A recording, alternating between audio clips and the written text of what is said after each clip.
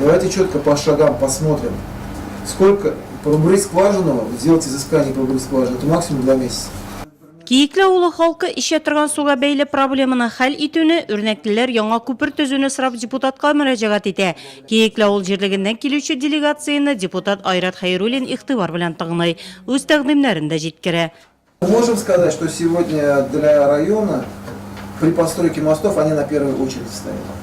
Можем так сказать. Да, можем сказать по мосту. Бүгін мен депутатқа үрнек ауылы үшін көпір сұрға келдім. Бик нашар көпір біз аварийный состояниеда. Но бик сүйініп шықтым. Сүйіндірді депутатыбыз 1-2 жылдан көпір болашақ деп айтты енді жанып қалабыз.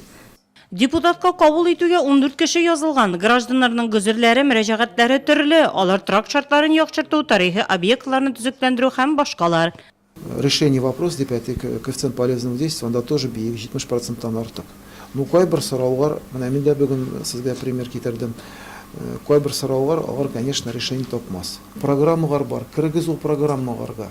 Әгәр дә син программага кирдең и чират синең чиратыңа сиңа бирмәйләр, бүтән кешегә бирәләр икән.